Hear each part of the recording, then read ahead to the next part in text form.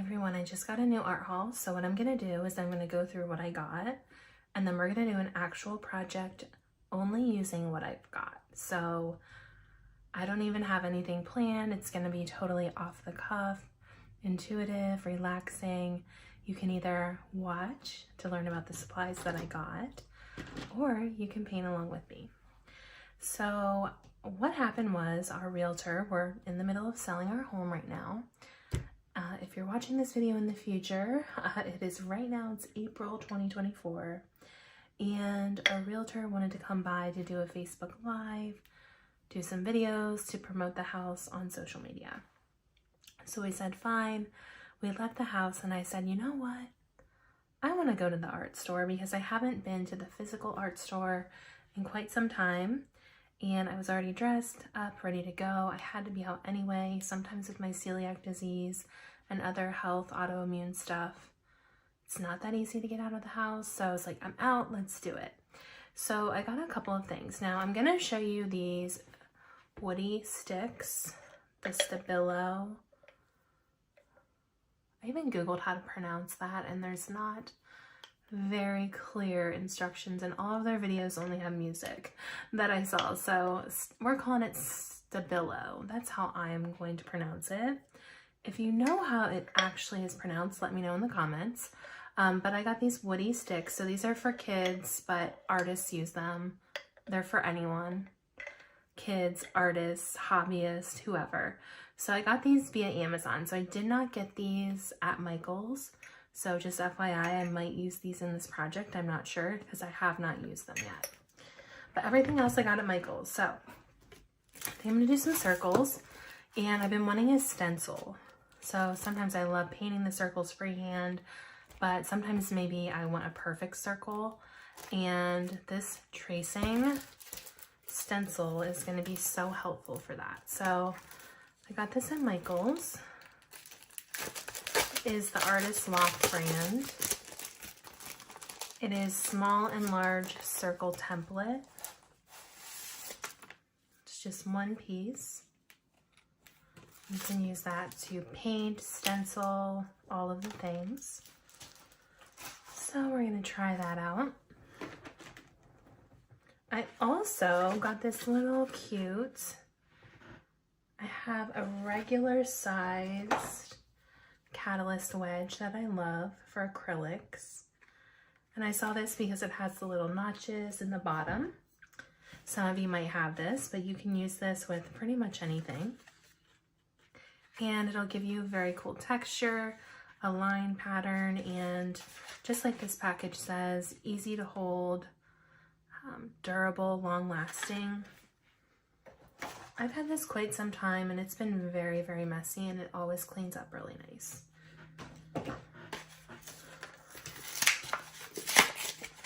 So this one's pretty small. It's pretty different than the wedge. So this is like softer and a little more pliable. Now this is more solid. So it really is for that line work. I do like this grip. This is really nice, the way you can hold it. That's that little mini wedge. I also got some new Posca pens, so I picked up a couple new ones. I love the brush pen style, and they had it in white, which I have not seen before, so I wanted to grab this. See if I can get these open.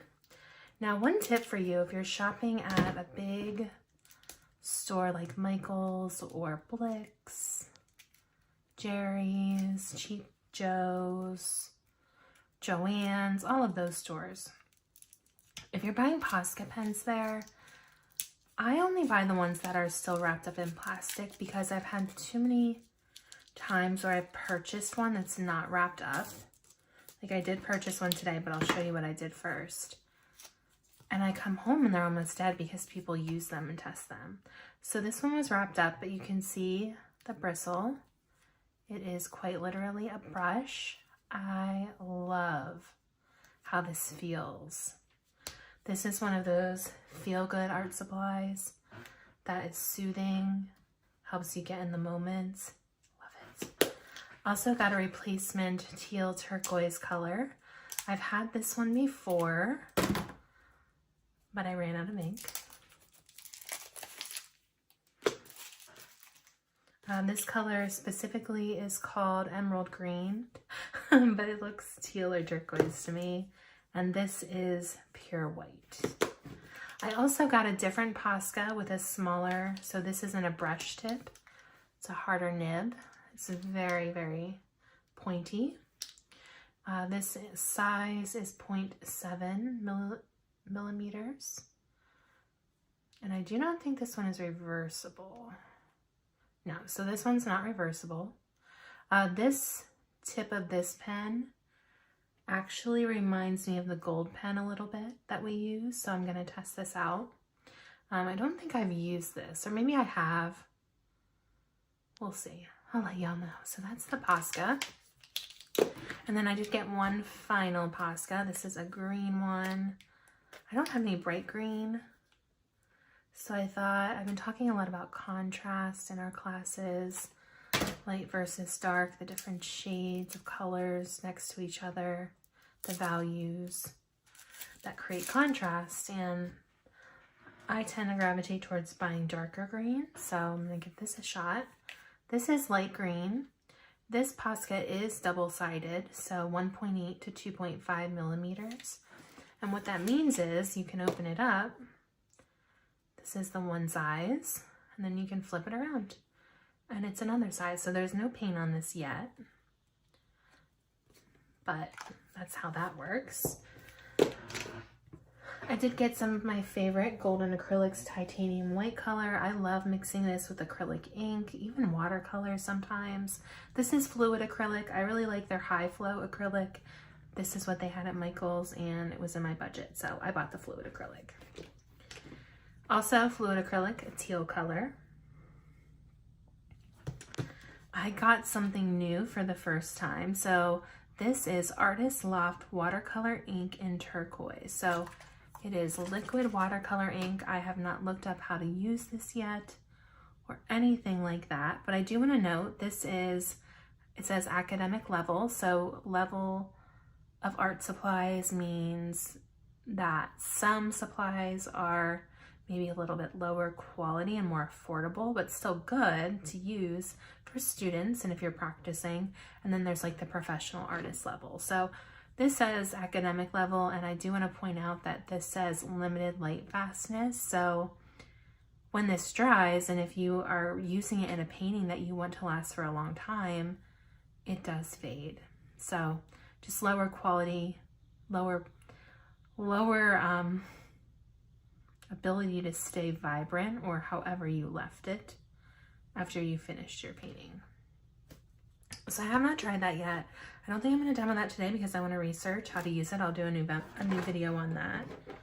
And then finally, I am trying Dollar & Rowney watercolors, which I have not tried before. So I did get transparent turquoise. So you can see this is a transparent color, which means you would be able to see through it. And then sap green, which is, looks like semi-transparent. So I just wanted to try these out. They were very affordable. Smaller tubes, but I want to see how the paint is compared to some of the other brands I use. I didn't have any white watercolors, so I got Chinese white watercolor. Winsor & Newton Cotman watercolors. This is like their student brand, but it's so good. I love it. Haven't really looked into the light fastness in these, but I'll look that up later. And then a Viridian Hue, just for fun. And then finally, last but not least, my new favorite pen. These are these Tombow brush pens. They are used a lot for hand lettering and illustration. There is one that is a hard tip and one that is a soft tip. I love these pens. If you are watercoloring on something textured and it's hard maybe to get like a micron pen, these do a really good job.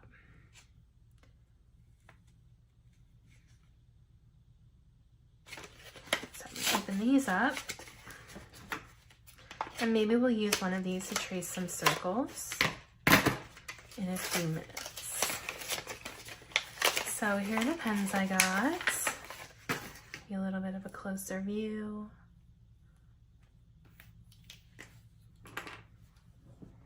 So this is the softer. I think this one bends a little bit more when you use it.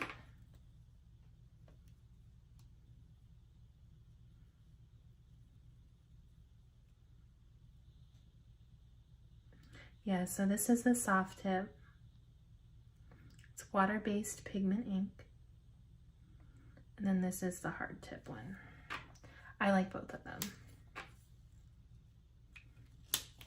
And then finally, I did get some new paper. So I'm teaching an intro to watercolors class right now, and I asked my students, what type of watercolor paper do you use, if any, right now? Tons of